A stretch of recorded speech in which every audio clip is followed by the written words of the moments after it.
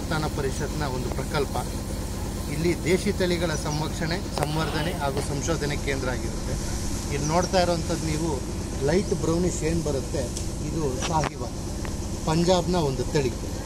ಅದು ಒಂದು ದಿನಕ್ಕೆ ಬೆಳಗ್ಗೆ ಮತ್ತು ಸಂಜೆ ಹೊತ್ತು ಸೇರಿಸಿ ನಮ್ಮಲ್ಲಿ ಬರ್ತಾ ಇರೋವಂಥದ್ದು 5.5 6 ಲೀಟ್ರ್ ಹಾಲು ಉತ್ಪಾದನೆ ಮಾಡುತ್ತೆ. ಇದನ್ನು ಉತ್ಪಾದನೆ ಅನ್ನೋದಕ್ಕಿಂತ ಆ ಭಾಗದಲ್ಲಿ ಹೋದಾಗ ಅಲ್ಲಿನ ತಳಿ ಪ್ರಕಾರವಾಗಿ ಅದು 8 ಲೀಟ್ರಿಂದ 10 ಲೀಟ್ರ್ ಹಾಲು ಕೊಡುತ್ತೆ. ವಾತಾವರಣ ಬದಲಾದ ಕಾರಣ, ಅಂದರೆ ಆ ಸೈಡ್ ಬರುವಂಥ ವಾತಾವರಣನೇ ಬೇರೆ ಮತ್ತು ಆಹಾರ ಕ್ರಮ ಬೇರೆ ಇರುತ್ತೆ. ಇಲ್ಲಿನ ವಾತಾವರಣ ಕ್ರಮಕ್ಕೆ, ಇಲ್ಲಿನ ಆಹಾರ ಕ್ರಮಕ್ಕೆ ಅರೌಂಡ್ 5.5ರಿಂದ 6 ಲೀಟ್ರ್ವರೆಗೂ ಹಾಲು ಬರುತ್ತೆ. ಮತ್ತು ಗುಜರಾತ್ನ ಗಿರ್, ಈ ಡಾರ್ಕ್ ಬ್ರೌನಿಶ್ ಬರುತ್ತೆ ಪ್ಯಾಚಸ್ ಬರುತ್ತಲ್ಲ, ಗುಜರಾತ್ನ ಭಾವನಗರ್, ಆ ಬ್ರೀಡಲ್ಲಿ ಬರುವಂಥದ್ದು ರಾಟಿ. ಈ ಬರುವಂಥದ್ದು ವೈಟ್ ಪ್ಯಾಚಸ್ ಮುಂದೆ ನಿಂತಿರುವಂಥದ್ದು ಇದು ಬರುತ್ತೆ ರಾಟಿ ಅಂತ. ಗುಜರಾತ್ನ ಭಾವನಗರ್ ಸೈಡ್ ಬರುತ್ತೆ. ಮತ್ತು ಈ ನೀವು ಮುಂದ್ಗಡೆ ನೋಡ್ಬೋದು ಒಂದು ವೈಟ್ ಕಲರ್, ಅದು ಬಂದು ಕಾಂಕ್ರೇಜ್ ಅಂತ, ರಾಜಸ್ಥಾನ ಒಂದು ತಳಿ. ಅದು ನಾವು ಈ ಬಾಹುಬಲಿ ಮೂವಿ ನೋಡಿದ್ದೀವಲ್ಲ, ಆ ತಳಿ, ಆ ವೈಟ್ ಕಲರ್. ಇಲ್ಲಿ ಬರೀ ಒಂದು ಸಣ್ಣ ಕರು ಇದೆ, ಹೆಣ್ಣು ಪಡ್ಡೆ. ನೀವು ಮೇಲ್ಗಡೆ ಹೋದರೆ ಇನ್ನೂ ವಿಪರೀತ ಇದೆ. ಒಟ್ಟು ನಮ್ಮಲ್ಲಿ ಪ್ರೆಸೆಂಟ್ ಇವಾಗ ಇರೋವಂಥದ್ದು ಬಂದು 608 ಗೋವುಗಳಿದೆ.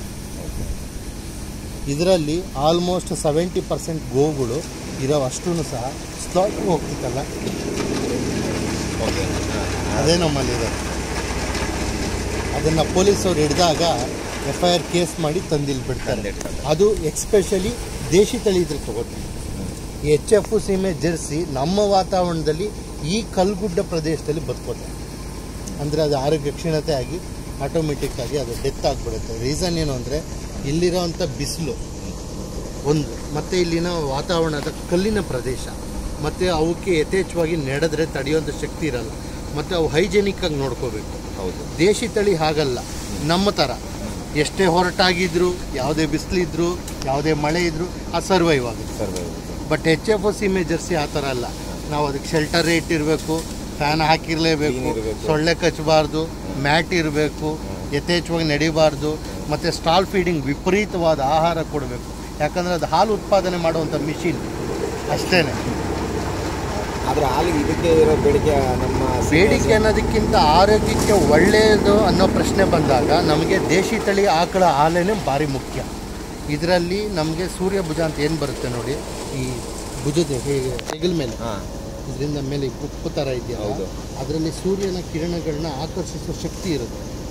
ಮತ್ತು ಅದರ ಹಾಲನ್ನು ಉತ್ಪತ್ತಿ ಆದಾಗ ಇದು ತಿನ್ನುವಂಥ ಆಹಾರ ಮತ್ತು ಇದು ಒಡನಾಟ, ಇದು ಓಡಾಟ, ಮತ್ತು ತಾಳುವಂಥ ಆಹಾರದಲ್ಲಿ ಕುಡಿಯುವಂಥ ನೀರು, ಮತ್ತು ನೋಡಿ ನಾವು ಉಪ್ಪು, ಸೈಂದ ಲವಣ ಅಂತ, ರಾಕ್ ಸಾಲ್ಟ್ ಅಂತ ಕೇಳಿರ್ಬೋದು ನೀವು. ಇದನ್ನು ಕ್ಯಾಲ್ಶಿಯಂ ಪರ್ಪಸ್ಗೆ ಅಂದ್ಬಿಟ್ಟು ಈ ಥರ ಬಂಡೆಗಳಿಡ್ತೀವಿ. ಇದು ಕಲ್ಲು ಅದು ನೆಕ್ತಿದೆಯಲ್ಲ, ಅದು ಆ್ಯಕ್ಚುಲಾಗಿ ಉಪ್ಪು. ಹಾಂ, ದೊಡ್ಡ ಇನ್ನೂ ದೊಡ್ಡ ಸೈಜ್ ಬರುತ್ತೆ ನೋಡಿ. ಅದು ನೆಕ್ಕಿ ಆ ಥರ ಬೌಲ್ ಮಾಡಾಕ್ಬಿಟ್ಟಿರುತ್ತೆ. ಆ ಉಪ್ಪು ತಿನ್ನೋದ್ರಿಂದ ಹಸುಗಳಿಗೆ ಕ್ಯಾಲ್ಶಿಯಂ ಕಂಟೆಂಟಲ್ಲಿ ಒಳ್ಳೆಯದು. ಮತ್ತು ಆ ಕುಡಿಯುವಂಥ ನೀರಲ್ಲಿ ನಾವು ಸುಣ್ಣ ಬೆರೆಸ್ತೀವಿ. ಗೋಣಿಗೆಗಳು ಸುಣ್ಣ ಹೊಡಿತೀವಿ. ಸುಣ್ಣ ಹೊಡೆದಾಗ ಕ್ಯಾಲ್ಶಿಯಮ್ಮು ಪ್ರೋಟೀನ್ ಭಾರಿ ಆಹಾರ ಬೇರೆ ಏನು ತೊಂದರೆ ಇಲ್ಲ. ಕ್ಯಾಲ್ಶಿಯಂ ಇಲ್ಲ, ಅದರಿಂದ ಆರೋಗ್ಯಕ್ಕೆ ಒಳ್ಳೇದಾಗುತ್ತೆ. ಇನ್ನೂ ಓಕೆ, ಅದು ಕ್ಯಾಲ್ಶಿಯಂ ಕಂಟೆಂಟ್ ಡಿಫಿಷಿಯನ್ಸಿ ಏನೇ ಇದ್ರೂ ಅದು ಕಂಟ್ರೋಲಿಗೆ ಬರುತ್ತೆ. ಇದು ಫುಲ್ ಸಾಲ್ಟ್ ಥರನೇ ಇರುತ್ತೆ ಸರ್? 100%.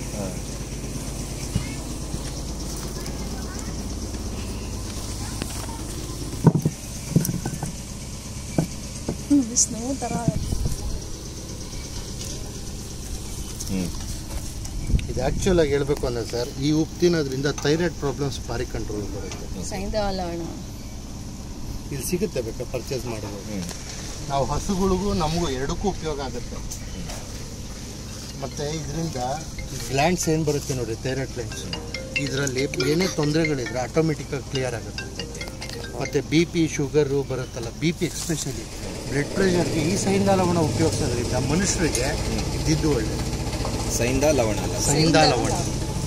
ನೀವು ಇದರ ಕಲ್ಲರ್ ಬರುತ್ತೆ, ಕಲ್ಲರ್ ತೊಗೋಬಾರ್ದು. ಪಿಂಕ್ ಬರುತ್ತೆ, ಲೈಟಿಶ್ ಪಿಂಕ್. ಅದು ಬಿಟ್ಟರೆ ವೈಟ್ ಬರುತ್ತೆ, ಅದು ತೊಗೋಬೇಕು. ಅಂಗಡಿಗಳಲ್ಲಿ ಏನು ಮಾಡ್ತಾರೆ ಅಂದರೆ ಬ್ಲ್ಯಾಕ್ ಕಲರ್ ಕೊಟ್ಬಿಡ್ತಾರೆ. ಆ ಬ್ಲ್ಯಾಕ್ ಕಲರ್ ತೊಗೋಬಾರ್ದು. ಅದು ಈ ಪಾನಿ ಮಾಡುವಾಗ ಹಾಕ್ತಾರಲ್ಲ, ಅದಕ್ಕೆ ಆ ಥರ ಇರುತ್ತದು ಟೇಸ್ಟ್. ಬಟ್ ಇದು ತೊಗೋಬೇಕು. ಮತ್ತು ಈ ಉಪ್ಪು ನೀವು ಬಳಸೋದ್ರಿಂದ ನಿಂಬು ಹಾಕೋ ಕಂಟೆಂಟೇ ಬೇಡ, ಲೆಮನ್ ಕಂಟೆಂಟ್ ಏನೋ ಇರುತ್ತೆ. ಹುಳಿ ಹುಳಿ ಉಪ್ಪಾಗಿರುತ್ತೆ ಇದು. ನಾವು ಕಾಮನ್ ಆಗಿ ಇವಾಗ ಲೆಮನ್ ರೈಸ್ ಮಾಡ್ತೀವಿ, ನಿಂಬೆಹಣ್ಣು ಹಾಕ್ತೀವಿ. ಆ ನಿಂಬೆಹಣ್ಣು ಹಾಕಿ ಉಪ್ಪು ಉಪಯೋಗಿಸಿ ನೀವು ಬೇರೆ ಟೇಸ್ಟಾಗಿ ಹೊರಟೋಗುತ್ತೆ. ಓಹೋ, ಅದ್ರ ಬದಲು ಇದನ್ನೇ ಉಪಯೋಗಿಸಿ ಮಾಡಿ, ಅದರ ರುಚಿನೇ ಬೇರೆ ಬರುತ್ತೆ. ನಿಂಬು ಅವಶ್ಯಕತೆನೇ ಇಲ್ಲ. ಸಾಲ್ಟ್ ವ್ಯತ್ಯಾಸ ಇದೆ, ನಾವು 100% ಆಗಿ. ಮತ್ತು ಇದ್ರ ರುಚಿ ಬೇರೆ ಬರುತ್ತೆ, ನಿಮಗೆ ಆಹಾರದ ಕ್ರಮನೇ ಬೇರೆ ಬರುತ್ತೆ. ಆ ಕಾರಣಕ್ಕೆ ಬನ್ನಿ ಸರ್ ಮೇಲ್ಗಡೆ ಹೋಗೋಣ. ಎಲ್ಲ ನೋಡ್ತಾ ಇದ್ದೋ ರುಚಿಗೆ. ನೋಡಿ ಸರ್, ಇದು ಕಾಂಕ್ರೇಜ್ನ ಕರು. ಇದೆಲ್ಲ ಅದೇನಾ? ಕಾಂಕ್ರೇಜ್ ಇದೆ, ಹಳ್ಳಿಕಾರು, ದೇವನಿ, ಮಲ್ನಾಡು ಗಿಡ್ಡ, ಓಂಗಲ್ ಇದೆ.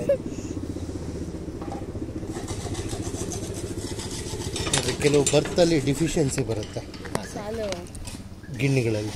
ಏನು ಮಾಡಲ್ಲ, ಏನು ಮಾಡಲ್ಲ. ವಿಡಿಯೋ ಮುಖಕ್ಕೆ ಹೊಡೆದು ಬಿಡ್ತಾ ಇದೆ, ಅದು ಅದಕ್ಕೆಯಿಂದ ಹೇಳ್ತೀನಿ. ನೋಡಿ, ಇದು ಬಂದು ದೇವನಿ ಬ್ರೀಡ್. ಹಾಂ ಸರ್, ಅಲ್ಲಿ ನೋಡಿದ್ವಲ್ಲ ಅದೇ ಎಲ್ಲ ಬರ್ತಾವ ನೋಡಿ ಚಿನ್ನು. ಇದು ಸಹ ದೇವನಿ ಬ್ರೀಡ್. ಜೊತೆ ಇರೋದೇ ಒಂಥರ ಬಿಡಿ ಸರ್, ಇದು ಸಂತೋಷ ಆಗ್ತದೆ. ಎಲ್ಲ ನಾವು 4 ಜನ ಮನುಷ್ಯ ಹತ್ರ ಮಾತಾಡೋ ಬದಲು 100% ಅಕ್ಕ ನೀವು ಹೇಳಿದ ಸತ್ಯ. ಒಬ್ರು ಈ ಕಷ್ಟ ಬಯಸಿದ್ವಿ ನಿಜವೂ. ಸರ್, ಒಬ್ಬ ಕಾಮನ್ ಆಗಿ ಸಮಾಜ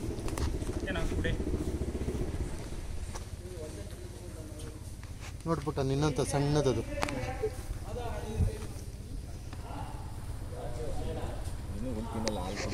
ಹಾಲು ಕುಡಿಯೋದು ಸರ್, ಅರೌಂಡ್ ಒಂದು 2.5 ತಿಂಗಳವರೆಗೂ ತಾಯಿ ಹಾಲು.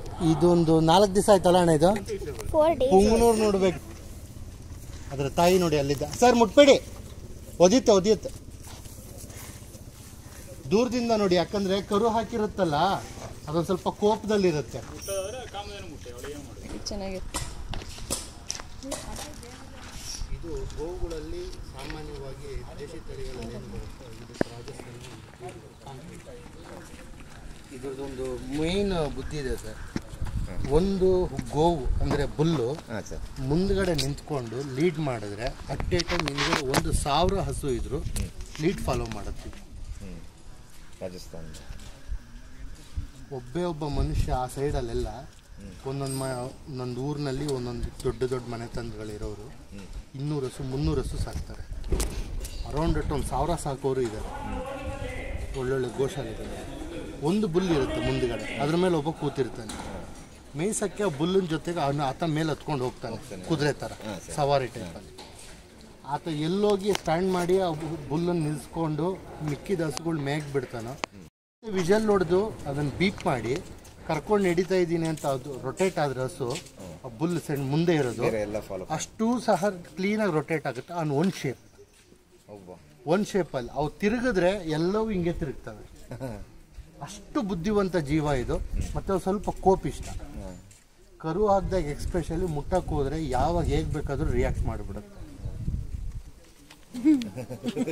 ಪಟ್ಟಂತ ಬಂದ್ಬಿಡ್ತಾವೆ ಸರ್, ಗ್ಯಾಪು ಕೊಡಲ್ಲ ಅವು. ಮತ್ತು ಯಾರೋ ಒಂದು ಸರ್ತಿ ಏನಿಲ್ಲ ಅಂದ್ರೆ ಕಡಿಮೆ ಅಂದರು ಒಂದು ಸರ್ತಿ ಒಂದು ಪಂಚ್ ಮಾಡಿ ತಲೆನಲ್ಲಿ ಗುದ್ದಿದ್ರೆ ಅರೌಂಡ್ ಒಂದು 700-800 kg ಫೋರ್ಸ್ ಬರುತ್ತೆ. ಅದು ಕೋಪ ಮಾಡ್ಕೊಂಡು ಆ ಕಿಟಕಿಗೆ ಗುದ್ರೆ ಕಿಟಕಿ ಕಿತ್ತಾಕ್ತಾವೆ ಸರ್ ಆರಾಮಾಗಿ. ಅಷ್ಟು ಕೋಪಿಷ್ಟ, ಶಕ್ತಿಶಾಲಿ. ಅದು ಕೋಪ ಎಲ್ಲ ನೀವು ಹೆಂಗೆ ಕಂಟ್ರೋಲ್ ಮಾಡ್ತೀರಾ? ಒಂದು ನೋಡ್ತಾನೆ ಇರೋರಿಗೆ ಮತ್ತು ಹಾಲು ಕರೆಯೋಕ್ಕೆ ಸಗಣಿ ಎತ್ತಕ್ಕೆ ಬರೋರು ಕಾಮನ್ ಆಗಿರುತ್ತವು. ಇವಾಗ ನಾವು ಎವ್ರಿ ಟೈಮ್ ಅದನ್ನು ಮುಟ್ಟಿ ಮಾತಾಡ್ಸಲ್ಲ. ಎಕ್ಸ್ಪೆಷಲಿ ಕರು ಹಾಕಿದಾಗ ಸಾಮಾನ್ಯವಾಗಿ ಮುಟ್ಬೇಕಾದ್ರೆ ನಾವು ಯೋಚನೆ ಮಾಡ್ತೀವಿ. ಆದರೆ ಅವರು ಎನಿ ಟೈಮ್ ಪಕ್ಕದಲ್ಲೇ ಇರ್ತಾರೆ. ಶೆಡ್ಡಲ್ಲಿ ಸರ್ವೈವ್ ಮಾಡೋರು. ಸಗಣಿ ಎತ್ತಾರೆ, ಮೇವು ಹಾಕ್ತಾರೆ, ಬೂಸ್ ಹಾಕ್ತಾರೆ, ಕಟ್ತಾರೆ, ಬಿಚ್ತಾರೆ, ಮೈ ತೊಳಿತಾರೆ. ಮತ್ತು ಹಾಲು ಕರೆಯೋ ಟೈಮ್ನ ಆದಮೇಲೆ ಕರುನ್ ತಂದು ಬಿಡ್ತಾರಲ್ಲ, ಅದು ಬಾಂಡಿಂಗ್ ಇರುತ್ತೆ. ನನ್ನ ಮಗನ್ನ ತಂದು ಬಿಡ್ತಾರೆ ಅಂತ ನಾವು ಅದನ್ನು ಮುಟ್ಟಕ್ಕೆ ಹೋಗಲ್ಲ. ನಾವು ಯಾವಾಗ 2 ನಿಮಿಷ ಬರ್ತೀವಿ, ಮುದ್ದು ಮಾಡ್ತೀವಿ ಕಾಮನ್ ಆಗಿ. ಅದೇ ಬೇರೆ ಟೈಮಲ್ಲಿ ಪರಿಚಯನೇ ಇಲ್ಲ ಅವ್ರಿಗೇನೋ ಅಂದರೆ ನಮ್ಮ ಹ್ಯಾಂಡ್ಲ್ ಮಾಡೋದಕ್ಕೆ ಗೊತ್ತಿರಲ್ಲ. ಅದನ್ನು ಮುಟ್ಟಕ್ಕೆ ಹೋಗಿದ ತಕ್ಷಣ ಅದು ರಿಯಾಕ್ಟ್ ಆಗಿಬಿಡುತ್ತೆ. ಇವಾಗ ಸಡನ್ನಾಗಿ ಬಂದಾಗ ಏನು ಮಾಡ್ತೀವಿ, ಅಪ್ಪ ಅಂತ ಹಿಂಗಂತೀವಿ. ಹಿಂಗೆ ಅಂದಿದ ತಕ್ಷಣ ಅದೇನು ಅನ್ಕೊತಿದ್ದೆ, ನನ್ನನ್ನೆಲ್ಲ ಹೊಡೆಯೋಕ್ಕೇನೋ ಮಾಡ್ತಾರೆ ಇವರು. ಸಾಮಾನ್ಯ, ಅದು ಮೂಕ್ ಜೀವ. ಆ ರಿಯಾಕ್ಟ್ ಆದಾಗ ಏನಾಗುತ್ತೆ, ಅದು ಹಿಂಗೆ ಅಂತೀವಿ ನಾವು, ಅದು ಇದ್ದಿದ್ದು ಡಬಲ್ ರಿಯಾಕ್ಟ್. ಅದೇ ಥರ ಹೇಳೋದಾದರೆ ನೋಡಿ ಸರ್, ಇದು ಒಂದು ಟೈಮಲ್ಲಿ ಕಟ್ಟೋನೆಗೆ ಇದು ಗೋಶಾಲೆಗೆ ಇವಾಗ ಪೂಜೆ ಮಾಡೋ ತಾಯಿ. ಕರು ಹಾಕಲಿ, ಏನಾನ ಮಾಡಲಿ ಸರ್, ಯಾವುದೇ ಸಮಯ ಹೋಗಿ ಬಿದ್ದು ಉಳ್ಳಾಡಿದ್ರು ಏನು ಮಾಡಲ್ಲ ಇದ್ರ ಮೇಲೆ. ಎಷ್ಟು ಹಣ ಮುಟ್ಟಿ ಪೂಜೆ ಮಾಡಬೇಕಾದಾಗ ಆರಾಮ ಕೂತಿರ್ತೈತೆ. ಕೆಳಗಡೆ ತೂರ್ಲಿ, ಕಾಲು ಹೊಡಿಯಲ್ಲ, ತಲೆ ಹೊಡಿಯಲ್ಲ, ಯಾರನ್ನ ಬರಲಿ ಸರ್, ಹೊಡಿಯಕ್ಕೆ ಬರ್ತಾ ಇದ್ರು ಸಹ ಏನು ಮಾಡಲ್ಲ ಅಂತ ಹಸು ಇದು. ಇವತ್ತಿಗೂ 4.25 ಲೀಟ್ರ್ ಹಾಲು ಕೊಡುತ್ತೆ ಒಂದು ಟೈಮಿಗೆ. ಇದನ್ನ ಕಡಿಯಕ್ಕೆ ತಗೊಂಡೋಗ್ತಿದ್ವಿ.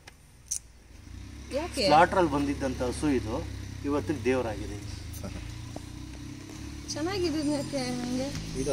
ಮನುಷ್ಯನಿಗೆ ಕೆಲವೊಂದು ಬುದ್ಧಿ ಇರುತ್ತೆ, ತನ್ನ ಕಷ್ಟಕ್ಕೋ ಅಥವಾ ತನ್ನ ದುರ್ಬುದ್ಧಿಗೋ ಅಥವಾ ಯಾರ್ದೋ ಕೋಪಕ್ಕೋ ಈ ಥರ ಕೆಲಸ ಮಾಡ್ತಾ ಇರ್ತಾನೆ. ಈವನ್ ನೋಡ್ರಿ, ಅವು ಸಹ ಸ್ಲಾಟ್ರಲ್ಲೇ. ನಾನು ಹೇಳದ್ನಲ್ಲ, ಅರೌಂಡ್ 70% ಇದೆ ನಿಮಗೆ. ಈ ಥರ ಹಸುಗಳಿದಾವೆ ಸರ್. ಮುಟ್ಟಿದ್ರು ಕೋಪ ಕೊಡೋವಂಥವು ಇದ್ದಾವೆ, ಏನು ಮಾಡಿದ್ರು ಸುಮ್ಮನಿರೋವಂಥ ಗೋಗಳು ಇದ್ದಾವೆ. ಎಂಥ ಪೂಜೆಗೆ ಕರ್ಕೊಂಡು ಹೋದ್ರು ಎಷ್ಟೇ ಜನ ಇದ್ರು ಒಂದು ಸ್ವಲ್ಪನೂ ಗಲಾಟೆ ಮಾಡಲ್ಲ. ಒಂದು ಅರೌಂಡ್ 1,000 ಜನ, 1,000 ಜನನೂ ಮುಟ್ಲಿ ಏನು ಮಾತಾಡಲ್ಲ. ಇದು ಅಂತ ಜೀವ ಇವು. ಇಂಥ ಹಸುಗಳು ನೋಡಿದಾಗ ಭಾರಿ ಖುಷಿ ಆಗುತ್ತೆ. ಮುಟ್ಟಿ ಮಾತಾಡ್ಸೋ ಪುಟ್ಟ, ಏನು ಮಾಡಲ್ಲ, ಬಾ ಹತ್ರ ಬಾ, ಏನು ಮಾಡಲ್ಲ, ಬಾ ಮಂಗ. ಮುಟ್ಟೋದ್ರಿಂದ ಸರ್, ಮತ್ತೆ ಇನ್ನೊಂದು ಮಾಡೋದ್ರಿಂದ ಈ ಥರ ವೈಬ್ಸ್ ಆಗುತ್ತಲ್ಲ, ಆ ವೈಬ್ರೇಷನ್ಸಿಂದ ನಮಗೆ BP ಶುಗರ್ ಕಂಟ್ರೋಲ್ ಬಂದ್ಬಿಡುತ್ತೆ. ಮತ್ತು ನಮಗೇನೋ ಈ ನರ್ವ್ಸಲ್ಲಿ ಕೆಲವ್ರಿಗೆ ಇದು ಬರುತ್ತೆ, ಪೇಯ್ನ್, ಈ ನ್ಯೂರೋ ಪ್ರಾಬ್ಲಮ್ ಇರೋ, ಅದು ಕಂಟ್ರೋಲ್ ನೋಡಿ. ಈ ಥರ ವೈಬ್ ಆಗುತ್ತಲ್ಲ, ಅದು ನಮ್ಗೆ ಅಷ್ಟು ಪಾಸಿಟಿವ್ ಎನರ್ಜಿ ಕೊಡುತ್ತೆ ನಮ್ಮ ದೇಹಕ್ಕೆ. ಅದು ಹೆಂಗಿದ್ರೂ ಇರುತ್ತೆ ನಮ್ಮ ಹತ್ರ. ಅದು ಆರಾಮಾಗಿರ್ಮಂಗೆ ನೋಡ್ಕೊತೀನಿ. ನಮ್ಮ ಮನೆಗೂ ಅಣ್ಣನ ಮಗಳೈತೆ, ನೋಡ್ಕೊತೀನಿ. ನೀನು ನನ್ನ ಮಕ್ಕಳಿದ್ದಂಗೆ.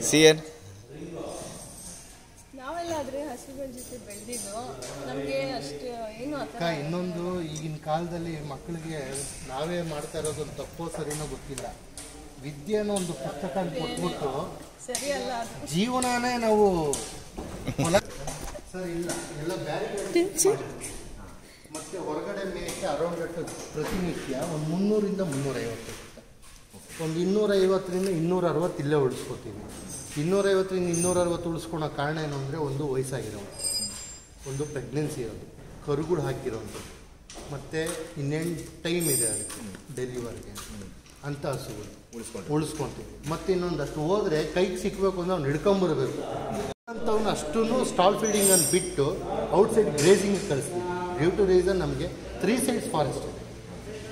ಈ ಕಡೆನೂ ಫಾರೆಸ್ಟ್ ಇದೆ, ಈ ಭಾಗದಲ್ಲೂ ಫಾರೆಸ್ಟ್ ಇದೆ, ಈ ಭಾಗದಲ್ಲೂ ಫಾರೆಸ್ಟ್ ಕಮ್ 3 ಇದೆ. ಬೇರೆ ಯಾವ ಪ್ರಾಣಿಗಳಿಂದ ಅಟ್ಯಾಕ್ ಸರ್, ಪ್ರಾಣಿ ಅಂತಂದರೆ ಒಂದೇ ಒಂದು ಟೈಮ್ ಮಾತ್ರ ದೇವನಿ ಹಸುಗೆ ಚಿರತೆ ಅಟ್ಯಾಕು ನಮ್ಮ ಕಾಂಪೌಂಡ್ ಒಳಗಡೆ ಇಲ್ಲೇ ಆಯಿತು. ವೃಂದಾವನ ಅಂತ ಇಲ್ಲೊಂದು ಫಾರೆಸ್ಟ್ ಲ್ಯಾಂಡ್ ಮಾಡ್ಕೊಂಡಿದ್ವಿ ನಾವೇ ಸ್ವಂತ. ಇದು ಒಟ್ಟು ಪ್ರಾಜೆಕ್ಟ್ ಬಂದು 110 ಎಕರೆ. 110 ಎಕರೆಯಲ್ಲಿ 6.5 ಎಕರೆ ಬಂದು ಹಸುಗಳಿಗೆ ಮೀಸಲಾತಿಗೆ ಇಟ್ಕೊಂಡ್ಬಿಟ್ಟಿದ್ವಿ ಫಾರ್ ಶೆಡ್ ಆಫೀಸು ಅಂತ. ಇನ್ನು 34.5 ಎಕರೆ ವೃಂದಾವನ ಅಂತ ಮಾಡಿದ್ವಿ. ಇನ್ನು 30 ಎಕರೆ ಬಂದು ಕೃಷಿ ಅಂತ ಮಾಡ್ಕೊಂಡಿದ್ವಿ. ಇನ್ನು ಸ್ವಲ್ಪ ಮಿಕ್ಕಿದ ಲ್ಯಾಂಡ್ ಎಲ್ಲ ಹಳ್ಳಿಗಳು ಆ ಥರ ಇದೆ.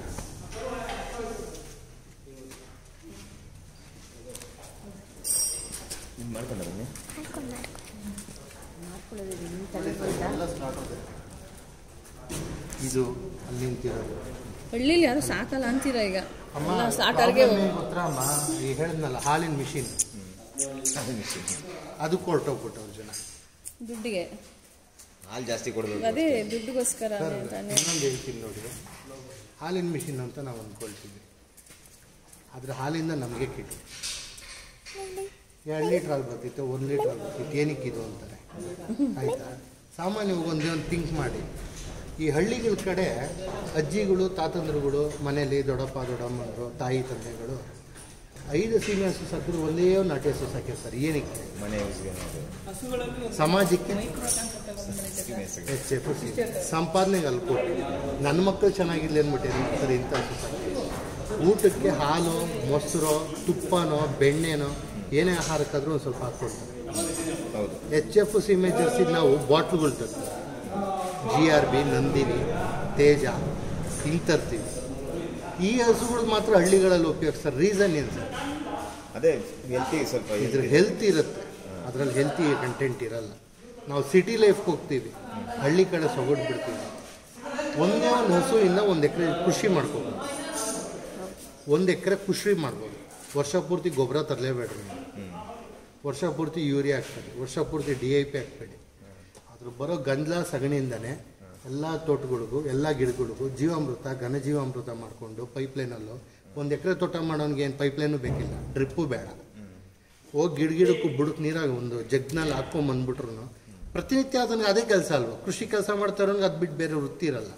ಆ ಗಿಡಗಳಿಗೆ ಬರೀ ಜೀವಾಮೃತ ಘನಜೀವಾಮೃತ ಮಾಡಿಕೊಂಡು ಗೋಮೂತ್ರ ಸ್ಪ್ರೇ ಮಾಡಿಕೊಂಡು ಗುಳುಗುಳು ಬೀಳ್ದಾಗ ಹಾಕ್ಕೊಂಡ್ರೆ ಆರಾಮಾಗಿ ಬದುಕ್ಬೋದು ಸರ್. ಪ್ರತಿನಿತ್ಯ ಅದಕ್ಕೆ ಕೊಡೋ ಆಹಾರ ನೀವು ಏನು ಕೊಡ್ತೀರಾ, 1-1.5 kg ಬೂಸ ಕೊಡ್ತೀರಾ, ಕೊಂಡ್ಕೊಂಬಂದು ಮೇವು ಬೆಳಿತೀರಾ, ತೋಟದಲ್ಲಿ ಬೆಳೆದಿರುತ್ತೆ ಅದನ್ನು ಹಾಕತ್ತೀರ. 1 ಲೀಟ್ರ್ ಹಾಲು ನಾವಿಲ್ಲಿ ಕೊಡುವಂಥದ್ದೇನೆ 80 ರೂಪಾಯಿ ಪರ್ ಡೇ, 160 ರೂಪಾಯಿ ಅದೇ ಹುಟ್ಟಿಸ್ಕೊತು. ನೀವು ಬೂಸಕ್ಕೆ ಖರ್ಚು ಮಾಡೋದು ಎಷ್ಟು, 50ರಿಂದ 60 ರೂಪಾಯಿ. ಅದಕ್ಕೆ ಲಾಭ ಕೊಡ್ತಲ್ಲ ಸರ್ ಅದು. ವರ್ಷ ಪೂರ್ತಿ ತೋಟಕ್ಕೆ 1 ಎಕರೆ ಗೊಬ್ಬರ ಕೊಡಬೇಕು ಅಂದ್ರೆ ಕನಿಷ್ಠ ಪಕ್ಷ 50,000 ಬೇಕು. 50,000 ರೂಪಾಯಿ ಗೊಬ್ಬರನೂ ಅದೇ ಕೊಡ್ತಲ್ಲ ಸರ್. ಇನ್ನೇನು ಸರ್ ಅದ್ರಲ್ಲಿ ವ್ಯತ್ಯಾಸ? ಇದು ನಾರ್ಮಲ್ ಕ್ಯಾಲ್ಕುಲೇಷನು, ಈಗಿಂದೆಲ್ಲ ಜಾಸ್ತಿ ಇರುತ್ತಲ್ಲ. ನೀವು ಜೀವಾಮೃತ ಎಲ್ಲ ಮಾಡ್ತೀರಾ? ಹಾಂ ಮಾಡ್ಕೊಡ್ತೀವಿ. ಇಲ್ಲಿ ಮಾಡ್ತೀರಾ ಇಲ್ಲ ಮಾಡ್ಕೊಡ್ತೀರಾ?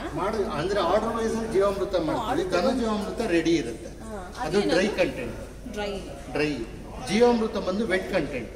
ಜೀವಾಮೃತನ 1 ಟೈಮ್ ಕೊಟ್ಬಿಟ್ಟು ಇನ್ನೊಂದು ಟೈಮ್ ಅವ್ರಿಗೆ ಹೇಳ್ಕೊಡ್ತೀವಿ. ಹೆಂಗ್ ಮಾಡೋದು? ಗೋಮೂತ್ರ ಮತ್ತೆ ಸಗಣಿ, ಬೆಲ್ಲ ಇಷ್ಟು, ಮತ್ತೆ ಯಾವ್ದಾದ್ರು ಒಂದು ಧಾನ್ಯ, ದ್ವಿದಳ ಧಾನ್ಯ, ಬೇಳೆ ಮತ್ತೆ ಈ ಥರ 2 ಒಡೆದ್ರೆ 2 ಹೋಳಾಗುವಂಥದ್ದನ್ನು ದ್ವಿದಳ ಧಾನ್ಯ ಅಂತೀವಿ. ಅಂಥ ಧಾನ್ಯದ ಪೌಡ್ರನ್ನ ಮಿಕ್ಸ್ ಮಾಡಿ 3 ದಿವಸ ಕಂಟಿನ್ಯೂಷನ್ ಆಗಿ ತಿರುಗಿಸ್ತಾ ಹೋದ್ರೆ ಜೀವಾಮೃತ ಕಂಟೆಂಟ್ ರೆಡಿ ಆಗಿದೆ. ಅದನ್ನ ಗಿಡಕ್ಕೆ ಕೊಟ್ಟರೆ ಒಳ್ಳೆ ನ್ಯೂಟ್ರಿಷನ್. ಅಂದ್ರೆ ನೀವು ಇಲ್ಲಿ ತಗೊಂತೀರಾ? ಆರ್ಡರ್ ಕೊಟ್ಟರೆ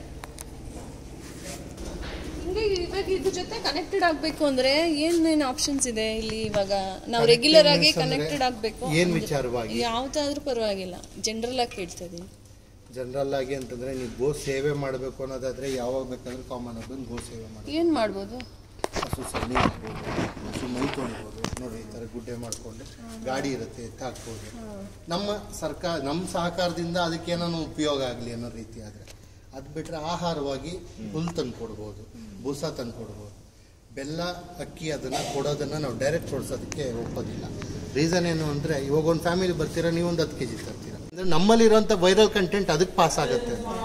ಆ ಪಾಸ್ ಆದಾಗ ಏನಾಗುತ್ತೆ ಅಂದರೆ ಕರುಗೆ ಎಫೆಕ್ಟ್ ಆಗುತ್ತೆ. ಖಂಡಿತ ಸರ್. ಆ ಕಾರಣಕ್ಕೆ ಮತ್ತೆ ಅಕ್ಕಿ ಕೊಡೋದ್ರಿಂದ ಹಸುವಿಗೆ ಸ್ವಲ್ಪ ಹಾಲಿನ ಉತ್ಪನ್ನದಲ್ಲಿ ಆರೋಗ್ಯನೂ ಕಡಿಮೆ ಆಗ್ತಾ ಬರುತ್ತೆ. ಪ್ಲಸ್ ಅದಾದಮೇಲೆ ಹೊಟ್ಟೆ ಕೆಡುತ್ತೆ, ಬೇದಿ ಮಾಡ್ಕೊಳ್ಳುತ್ತೆ. ಸಾಮಾನ್ಯವಾಗಿ ಏನು ಮಾಡ್ತಾರೆ, ಎಲ್ಲರೂ ಅಕ್ಕಿ ಕೊಡಿ ಹಸು ಅನ್ನ ಕೊಡ್ಬೋದು ಅಂತ. ಸರ್, ಯಾವುದೇ ಕಾರಣಕ್ಕೂ ಹೇಳ್ತೀನಿ, ಅದ್ರ ಭಿಕ್ಷೆಯಲ್ಲಿ ಬದುಕ್ತಾ ಇರೋವಂಥ ಮಾನವ ಸಂಪನ್ಮೂಲದವ್ರು ನಾವು ತಿಂದುಬಿಟ್ರೆ ಆಹಾರ ಮೊಸರನ್ನ ಹೇಗೆ ಸರ್ ಹಸು ಕೊಡಬೇಕು? ತಪ್ಪಲ್ವ ಸರ್? ಕೆಲವ್ರು ಮಾಡ್ತಾರೆ, ಬೆಂಗಳೂರಿನಲ್ಲಿ ಮೇವು ತಂದು ಹಾಕೋಕ್ಕಾಗಲ್ಲ, ಹಸು ಸಾಕಬೇಕು, ಯಾವುದೋ ಒಂದು 10 ಮನೆಗೆ ಆರ್ಡ್ರ್ ಒಪ್ಕೋತಾರೆ, 10 ಲೀಟ್ರ್ ಹಾಲು ಬರ್ತೈತೆ ಹಾಕ್ತಾರೆ. ಮನೆಗೆ ಹೋಗೋದು, ಮುಸ್ರೆ ಎತ್ಕೊಂಬರೋದು, ಅದು ಕುಯ್ಯೋದು, ತಿನ್ಸೋದು. ಅವನು ತಿಂದುಬಿಟ್ಟಿದ್ದು ಕಸ ಗಲೀಜೆಲ್ಲ ಹಾಕಿರ್ತಾನೆ, ಅವಕ್ಕೆ ತಿನ್ನಿಸ್ತಾನೆ. ಅದು ತಪ್ಪು. ಅದು ಕಾಮಧೇನು ಅಂತ ತಾಯಿ ಅಂತ ನಾವು ಪೂಜಿಸಿದಾಗ ಅದಕ್ಕೆ ಒಳ್ಳೆ ಆಹಾರ ಕೊಡಬೇಕು. ಈ ಥರ ತಪ್ಪುಗಳನ್ನ ಕೆಲವರು ಮಾಡ್ತಾರೆ. ಅದನ್ನು ಕಾಮನ್ ಆಗಿ ಬಂದವ್ರಿಗೆ ಹೇಳ್ತೀವಿ ನಾವೇನು, ಮಾಡೋರಲ್ಲ ಮುಸ್ರೆಗೆ ಮಾತು ಕೊಡಬಾರ್ದಮ್ಮ, ತಪ್ಪದು. ಮತ್ತು ಮಿಕ್ಕಿದ ಆಹಾರ ಬೇಯಿಸಿರೋವಂಥದ್ದು ಉಪ್ಪು ಹುಳಿ ಖಾರ ಹಾಕಿರ್ತೀವಿ, ಮತ್ತು ಫುಡ್ ಪಾಯ್ಸನ್ಗಳಾಗ್ಬಿಟ್ಟಿರುತ್ತೆ. ಇವಾಗ ನೀವು ಒಂದಕ್ಕೊಂದು ಮಿಶ್ರಣ ಇವತ್ತು ಹಾಕಿರ್ತೀರಿ, ಇವತ್ತು ನಾವು ಬಂದು ತೊಗೊಂಡು ಹಾಕೋಕ್ಕಾಗಲಿಲ್ಲ, ನಾಳೆ ಬರ್ತೀರ, ಅದ್ರಲ್ಲಿ ಫಂಗಸ್ ಉತ್ಪತ್ತಿ ಆಗಿರುತ್ತೆ, ಅದರಲ್ಲಿ ವಿಷಕಾರಿ ಆಗಿರುತ್ತೆ. ನಾಳೆ ಬೆಳಗ್ಗೆ ಇನ್ನೊಂದಷ್ಟು ಮಿಕ್ಸ್ ಮಾಡ್ತೀವಿ, ಇದ್ದಿದ್ದು ವಿಷ ಆಗುತ್ತೆ, ತೊಗೊಂಡೋಗಿ ಹಸುಗೆ ಇಟ್ಬಿಡ್ತಾರೆ. ನೀರು ಮಿಕ್ಸ್ ಮಾಡೋದು ಅಥವಾ ಏನೋ ಒಂದು ಹಾಕೋದು, ಅದಕ್ಕೆ ಹಾಕ್ಬಿಟ್ಟು ಇಟ್ಬಿಡ್ತಾರೆ. ಅದರ ಆರೋಗ್ಯ ಕೆಡುತ್ತೆ. ಅದಕ್ಕೆ ಬಾಯಿ ಇದೆಯಾ ಹೇಳಲಿಕ್ಕೆ? ಇಲ್ಲ. ಅದನ್ನು ನಾವು ತಿಳ್ಕೊಬೇಕು ಕಾಮನ್ ಆಗಿ. ನಾವು ಈ ರೀತಿ ಮಾಡ್ಕೊಳೋದ್ರಿಂದನೇ ಆ ಹಸುಗಳ ಸಂತತಿ ಹಾಳಾಗೋಗ್ತದೆ. ಎಷ್ಟೋ ಟೈಮಲ್ಲಿ ಡೆತ್ ಆಗಿಬಿಡ್ತದೆ, ಎಷ್ಟೋ ಟೈಮಲ್ಲಿ ಡೆತ್ ಆಗೋ ಚಾನ್ಸಸ್ ಇರುತ್ತೆ. ಆ ರೀಸನ್ಗೆ ಹೇಳ್ತೀವಿ. ಇದರಲ್ಲಿ ಪ್ರೆಗ್ನೆನ್ಸಿನೂ ಇದ್ದಾರೆ. ಸಾಮಾನ್ಯವಾಗಿ ನಾಟಿ ಹಸುಗಳು ಕರು ಹಾಕಿದ 90ರಿಂದ 95 ದಿನಕ್ಕೆ ಮತ್ತೆ ಹೀಟಿಗೆ ಬರುತ್ತೆ. ಮತ್ತೆ ಹೀಟಿಗೆ ಬಂದು ಕ್ರಾಸ್ ಆದರೆ ತಿರ್ಗಾ 9 ಮಂತ್ಸ್ಗೆ ಅದು ಬೇಬಿ ಕ್ಯಾರಿ ಮಾಡುತ್ತೆ. ಸೇಮ್ ಮನುಷ್ಯನೇ ಸರ್. ಮನುಷ್ಯನಿಗೂ ದೇಶಿ ತಳಿ ಹಸುಗೂ ಯಾವುದೇ ವ್ಯತ್ಯಾಸ ಇಲ್ಲ. ತಾಯಿ ಗರ್ಭಧಾರಣೆ ಮಾಡಿ 3 ತಿಂಗಳಾದ ಮೇಲೆ ತನ್ನ ಮುಟ್ಟಿನ ವಾಪಸ್ಸು ಕಡಿತಾಳೋ ಅದೇ ಥರ ಇದು. ವ್ಯತ್ಯಾಸ ಏನೂ ಇಲ್ಲ. ಒಂದು ಆಲ್ಮೋಸ್ಟು 20 ರಿಂದ 22 ವರ್ಷ ವಯಸ್ಸು ಬದುಕಿರುತ್ತೆ ಅರೌಂಡ್ ಇಟ್. ಒಂದು ಕಾಮನ್ ಆಗಿರೋ ನಾಟಿ ಹಸು ಅದರಲ್ಲಿ 11 ರಿಂದ 13 ಸೂಲುವರೆಗೂ ಕರು ಹಾಕುತ್ತೆ. 11 ರಿಂದ 13 ಕರುಗಳು ಹಾಕಿ ತನ್ನ ತಾಯ್ತನನ ಕಾಪಾಡ್ಕೊಳ್ಳೋ ಶಕ್ತಿನೂ ಇರುತ್ತೆ. ಒಂದು ಹಸು ತನ್ನ ಕ್ಯಾರಿ ಮಾಡಬೇಕಾದಾಗ 2.25 ವರ್ಷಕ್ಕಿಂತ 2.5 ವರ್ಷಕ್ಕೇ ಅದು ಗರ್ಭಧಾರಣೆಯಾಗಿ ಒಂದೊಂದು 2.5 ವರ್ಷಕ್ಕೂ ಕರು ಹಾಕೋವಿರ್ತವೆ. ಅದರ್ವೈಸ್ ಇಲ್ಲ ಅಂದರೆ 3 ವರ್ಷದ ಮೇಲೆ 2 ತಿಂಗಳು ಈ ಥರ ಅರೌಂಡ್ 9 ಮಂತ್ಸ್ ಕ್ಯಾರಿ ಆಗುತ್ತೆ. 2 ವರ್ಷದ ತದನಂತರ ನಾವು ಗರ್ಭಧಾರಣೆನ ಬರುವಂಥ ಶಕ್ತಿ ಇರುತ್ತೆ. ಇವಾಗ ಈ thyroid problem, cancer problem, arthritis, ಈ ನೆಕ್ ಪೇಯ್ನು ಮತ್ತು ಈ ಗ್ಲ್ಯಾಂಡ್ಸಿಂದಾಗೋ ತೊಂದರೆಗಳು, ಮತ್ತು ಈ ಗರ್ಭಪಾತ ಆಗೋವಂಥದ್ದು, ಅಪಾಷನ್ಸ್ ಆಗುವಂಥದ್ದು, ಮತ್ತು ಈ ಹೊಟ್ಟೆಯಲ್ಲಿ ಕ್ಯಾನ್ಸರ್ ಹೆಣ್ಮಕ್ಳು ಬರೋದು ಗರ್ಭ ಹಾಕೋಶದ್ದು, ಅದೆಲ್ಲ ಬರೋದಕ್ಕೆ ಮೂಲತಃ ಕಾರಣ HFO ಸೀಮೆ ಜರ್ಸಿ ಹಾಲುಗಳೇ ಸರ್. ಅದರಲ್ಲಿ ಕೇಪಬಲ್ ಶಕ್ತಿ ಇರುವಂಥ ಹಾಲಿನ ಉತ್ಪತ್ತಿಯೇ ಇರಲ್ಲ. ಆದರೂ ಅದನ್ನು ಜನ ತೊಗೊಂಡಿದ್ದು ಮಾಡಿದ ಮಕ್ಕೆ ಮಾಡ್ತಾರೆ.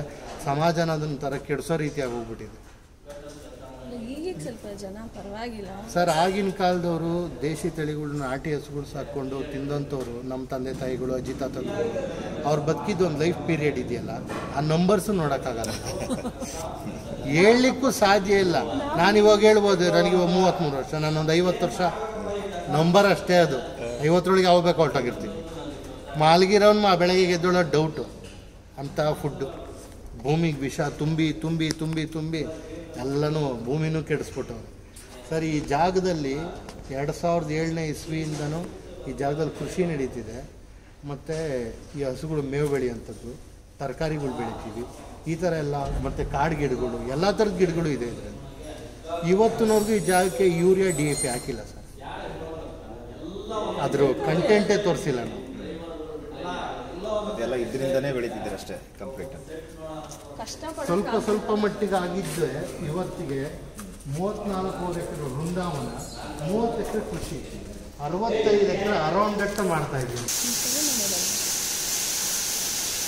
ಅದು ಬಿಗಿಯಾಗಿ ನಿಂತಿರೋದು, ಹತ್ತಿರಕ್ಕೆ ಹೋದಾಗ ಕೂತ್ಕೊಳ್ಳೋವಂಥ ಕೆಲಸ. ಹಿಂದ್ಗಡೆ ಅದನ್ನು ಬೇರೆದು ಬಂದಾಗ ಒದಿಯೋದು ಈ ಥರ ಮಾಡುತ್ತೆ. ಆ ರೀಸನ್ಗೆ ನಾವು ಪುಟ್ಟದಾಗಿ ಮಾಡಿರ್ತೀವಿ ಅದನ್ನು. ಇಲ್ಲಿ ಇನ್ನೂ ಫಿಲಪ್ ಆಗುತ್ತೆ. ಎಲ್ಲ ಹೊರಗಡೆ ಮೇಯಕ್ಕೆ ಹೋಗಿರುತ್ತೆ ನೋಡ್ರಿ, ಇಲ್ಲೆಲ್ಲ ಬಿಟ್ಟಿರ್ತೀವಿ ಹೊರಗಡೆ ಈ ಥರ. ಇದು ಮಲೆನಾಡಿಗಿದ್ದ ಹಸು. ಈ ಸಕಲೇಶ್ಪುರ, ಶಿವಮೊಗ್ಗ, ಸಾಗರ ಈ ಕಡೆ ಬರುತ್ತಲ್ಲ ಆ ತಳಿ. ನೀವು ಅದರಲ್ಲಿ ಕಲರ್ಗಳೆಲ್ಲ ಇರುತ್ತೆ. ಆಲ್ಮೋಸ್ಟ್ ಅದು ಮಿಕ್ಸ್ ಬ್ರೀಡ್ಸ್ ಆಗಿಬಿಟ್ಟಿರುತ್ತೆ. ಇದೆಲ್ಲ ಪ್ಯೂರಿಟಿ ಇರೋವಂಥದ್ದು. ಓಕೆ. ಈಗ ಯಾರು ಸಾಕೊಳ್ಳೋಕ್ಕೆ ಅಂದರೆ ಇಲ್ಲಿಂದ ಕೊಂಡ್ಕೊಬೋದಾ ಹಸುನ? ಅಮ್ಮ ಫಸ್ಟು ಕೊಡ್ತಿದ್ವಿ, ಅರೌಂಡ್ ಮಾರ್ಚ್ವರೆಗೂ ಕೊಟ್ವಿ, ಮತ್ತೆ ಸ್ಟಾಪ್ ಮಾಡಿದ್ವಿ. ಈಗ ನವಂಬರ್ ಅಥವಾ ಡಿಸೆಂಬರ್ ಟೈಮ್ನಲ್ಲಿ ಕೊಡೋಣ ಅಂತ ಮತ್ತೆ ಅಂದ್ಕೊಂಡಿದ್ವಿ. ಬಟ್ ನಾವು ಕೊಡೋವಂಥದ್ದು ಟು ಬಿ ಫ್ರ್ಯಾಂಕ್ ಆಗಿ ಹೇಳ್ಬೇಕಂದ್ರೆ 70 to 80% ಪ್ಯೂರಿಟಿ ಇರೋದು ಕೊಡ್ತೀವಿ. ಇನ್ನು 20% ಪ್ಯೂರಿಟಿ, ಅನ್ಪ್ಯೂರಿಟಿ ಅಂತ ಏನಕ್ಕೆ ಅಂತೀವಿ ಅಂದರೆ, ರೀಸನ್ನು ಪಕ್ಕದ ಬೇರೆ ಬ್ರೀಡ್ ಕ್ರಾಸ್ ಆಗಿರುತ್ತೆ ಹೊರತಾಗಿ HFO ಸೀಮೆ ಜರ್ಸಿ ಇರಲ್ಲ. ಇವಾಗ ಗಿರ್ ಕೊಡ್ತೀವಿ, ಗಿರ್ರಿಗೆ ಬೈ ಅನ್ಎಕ್ಸ್ಪೆಕ್ಟೆಡ್ಲಿ ಸಾಹಿವಾಲ್ ಆಗಿಬಿಟ್ರೆ, ದೇವನಿ ಕೊಡ್ತೀವಿ ಬೈ ಅನ್ಎಕ್ಸ್ಪೆಕ್ಟೆಡ್ ಆಗಿ ಕಾಂಕ್ರೇಜ್ ಆಗಿರುತ್ತೆ. ಅಂಥ ಹಸುಗಳು ಕೊಡ್ತೀವಿ. ಅದು ದೇಶಿ ತಳಿನೇ, ಬಟ್ ನಾಟಿ ಹಸುವಿನ ಹಾಲೆ. ಬಟ್ ಪ್ಯೂರಿಟಿ ಬಂದು ಒಂದು 80 to 20% ಡಿಫ್ರೆನ್ಸ್ ಇರುತ್ತೆ ಅಷ್ಟೇ. ಬನ್ನಿ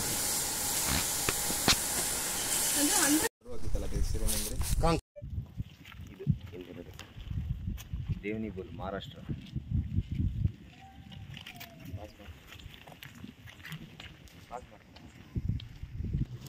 ಇದು ಕಾಂಕ್ರೇಜ್ನ bull sir.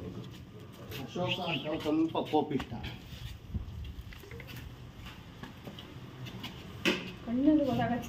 Concrete bull Ashoka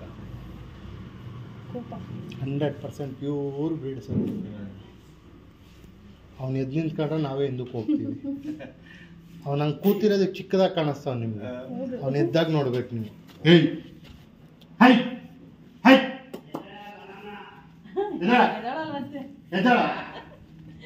ಎದಳಲ್ಲ ಅದು, ಎದಳಲ್ಲ ಅಂತ ಹೇಳಿ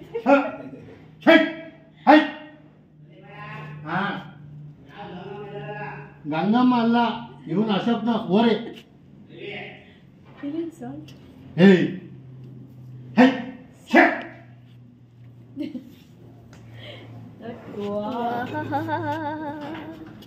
ನೋಡಿ ಸರ್, ಮಲಗಿದ್ದ ಚಿಕ್ಕದಾಗಿ ಕಾಣಿಸ್ತಾನೆ. ಆ್ಯಕ್ಚುಲಾಗಿ ಒಂದು ಸ್ವಲ್ಪ ಸಣ್ಣ ಮಾಡಿದ್ವಿ, ಸಿಕ್ಕಾಪಟ್ಟೆ ವೆಯ್ಟ್ ಗೇನ್ ಆಗಿಬಿಟ್ಟಿದ್ದ. ಹಸು ಮೇಲೆ ಹತ್ತಿದಾಗ ಹಸು ಸೊಂಟ ಹಾಳಾಗ್ಬಿಡುತ್ತೆ.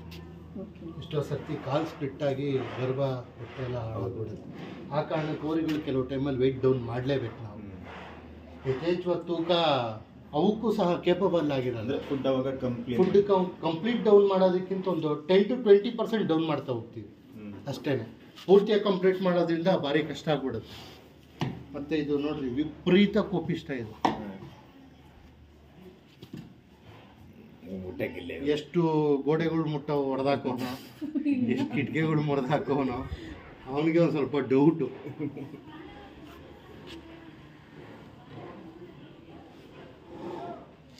ನೋಡ್ರಿ, ಈ ಥರ ಬುಸಿರು ಇಡುತ್ತಲ್ಲ, ಅವಾಗ ಕೋಪ ಬಂದಿದೆ ಅಂತ ಅರ್ಥ.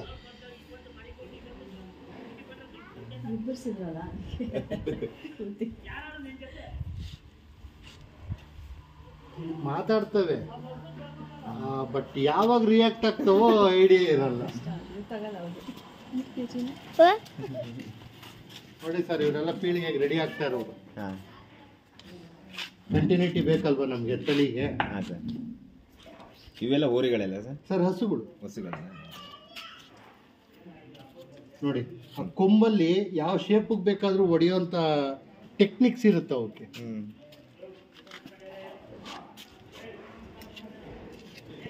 ಇಷ್ಟು ಸರ್ ಕಾನ್ಸೆಂಟ್ ಇದೆ ಸರ್, ಇಲ್ಲಿ ಲೈನಾಗಿ ನೋಡ್ಬೋದು ನೀವು. ಇವೆಲ್ಲ ಪ್ಯೂರ್ ಮಲ್ನಾಡಿಗೆ. ಇದು ಕುಮ್ನೂರು ಕೇಳಿದ್ರಲ್ಲ ಸರ್, ಸಡನ್ ಆಗಿ ಗೊತ್ತಾಗಲ್ಲ ಅದು.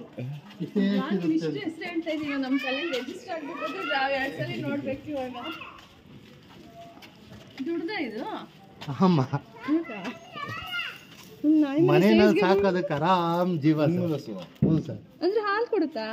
ಹಾಮ್ಮ. ಏನ್ ಮಾಡ್ತಾರೆ, ಟೆರೆಸ್ ಮೇಲೆ ಸಾಕೊಂಡ್ಬಿಡ್ಬೋದು. ಇವಳೆಲ್ಲ ಒಳ್ಳೆ ಶಿವಾನಿ ಅದು ಆಚೆ ಹೊಂಟಾಗ. ಇದು ಸಾಮಾನ್ಯವಾಗಿ ಗೋಶಾಲೆ ಆದ ಕಾರಣ ಏನಾಗುತ್ತೆ ಅಂದರೆ ಸಮ ಪ್ರಮಾಣವಾಗಿ ಹಾಕುವಂತ ಹೊರಟೋಗ್ತೀವಿ, ಅದು ತಿನ್ನುತ್ತೆ ಒಂದಿಷ್ಟು ಮಚ್ಚು ಕ್ವಾಂಟಿಟಿ ಅಂತ.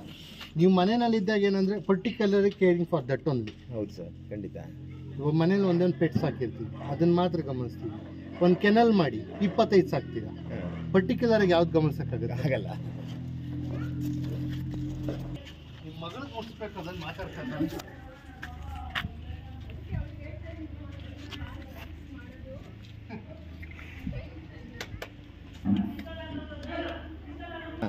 ಅದೇ ನೋಡ್ರಿ, ಆಗ್ಲೇ ರಿಯಾಕ್ಟ್ ಮಾಡಕ್ ಸ್ಟಾರ್ಟ್ ಆಯ್ತದೆ. ಏನ್ ರೀಸನ್ ಅಂದ್ರೆ ಅಮ್ಮ, ಮೊದಲನೇ ಸತಿ ಎರಡನೇ ಸತಿ ಕರು ಹಾಕಿರುತ್ತೆ. ನನ್ನ ಮಗುಗೆ ಏನಾನ ಮಾಡ್ಬಿಡ್ತವೆ, ನನ್ನ ಮಕ್ಳಿಗೆ ಏನಾನ ಎಫೆಕ್ಟ್ ಮಾಡ್ತಾರೆ, ಭಯ ಅದ್ರಲ್ಲಿ ಇರುತ್ತೆ. ಹೌದು, ಅಷ್ಟೇ ಹೊರತಾಗಿ ಯಾರು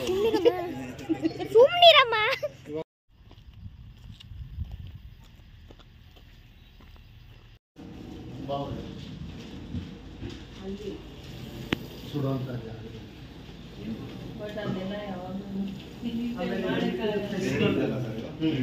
ಅದೊಂದು. ಮತ್ತೆ ಈ ಬೆರಣಿಯಿಂದ ಇನ್ನೊಂದು ನಿಮಗೆ ಪ್ಲಸ್ ಪಾಯಿಂಟ್ ಇದೆ.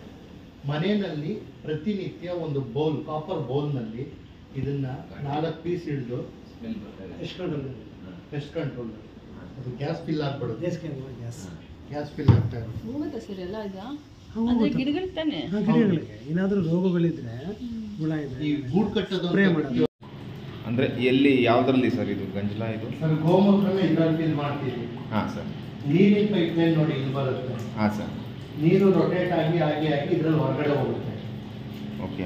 ಬಟ್ ಈ ಗೋಮೂತ್ರ ಇಲ್ಲಿ ಬರ್ತಾ ಇದೆ ನೋಡಿ, ಡ್ರಾಪ್. ಹಾಂ ಸರ್. ಕಾಣಿಸ್ತಿದ್ಯಾ? ಹೌದೌದು. ಈ ಡ್ರಾಪು ಈ ನೀರಿನ ಜೊತೆಗೆ ತಣ್ಣಗೆ ಮಾಡ್ತಾ ಹೋಗುತ್ತೆ ಗೋಮೂತ್ರನ. ಈ ಡ್ರಾಪ್ಸ್ ಬರ್ತಾ ಇರೋದನ್ನೆಲ್ಲ ತಣ್ಣಗೆ ಮಾಡಿ ಈ ಫಿಲ್ಟ್ರಿಂದ ಈಚೆ ಬರುತ್ತೆ.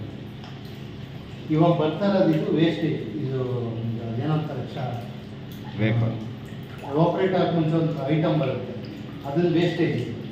ಇದನ್ನು ತೆಗಿತೀವಿ. ತೆಗೆದಿದ್ದಾದ್ಮೇಲೆ ಪಿಂಗಾಣಿಗಳಲ್ಲಿ ಇದನ್ನ ಶೇಖರಣೆ ಮಾಡೋಕೆ ಸ್ಟಾರ್ಟ್ ಮಾಡ್ತೀವಿ. ಶೇಖರಣೆ ಮಾಡಿದಾಗ ಗೋಮೂತ್ರ ಅರ್ಥ ಯೂನಿಟ್ ಲೈಸೆನ್ಸ್ಗೆ ಇದೇ ಬೇಕು ಅಂದ್ಬಿಟ್ಟು ತರಿಸಿದ್ದು 1.25 ಲಕ್ಷ ಇದೆ. ಇಲ್ಲಿಂದ ಬರುತ್ತೆ. ಒಮ್ಮಕ್ಕ ಅರ್ಕ ಅದು ಗ್ಯಾಸ್ ಆನ್ ಆಗಿದೆಯಾ ಸರ್? ಹಾಂ ಗ್ಯಾಸ್ ಉರಿತಾನೆ ಇರಬೇಕು, ಅದಕ್ಕೆ ಹಾಕದ ಆಪರೇಟ್ ಆಗುತ್ತೆ. ಅಲ್ಲಿಂದ ಎವಾಪರೇಟ್ ಆಗಿ ಪೈಪಿಂದ ಬರ್ತಾ ಬರ್ತಾ ಈ ನೀರು ಈ ಬಿಸಿನ ತಣ್ಣಗೆ ಮಾಡಿ ಕೆಳಗಡೆ ಪೂರ್ತಿಯಾಗಿ ತಣ್ಣಗೆ ಇದು ಬರುತ್ತೆ ನೋಡಿ. ಕೈನೆಲ್ಲ ಕೊಡಿ, ಬಿಸಿ ಇದೆಯಾ? ತಣ್ಣಗಾಗ್ಬಿಡುತ್ತೆ ಬಿಸಿ. ಈ ನೀರು ತಣ್ಣಗೆ ಮಾಡಿ ಈ ಡ್ರಾಪನ್ನೇ ಕಂಟೆಂಟ್ ಆಗಿ ರಿಲೀಸ್ ಮಾಡೋದು.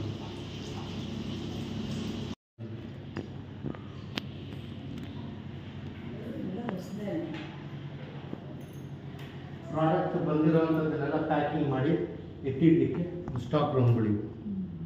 ಇದೇ ಥರ ಪಕ್ಕದಲ್ಲಿ 10 ಕಡೆ 3 ರೂಮ್ಸ್ ಇದೆ.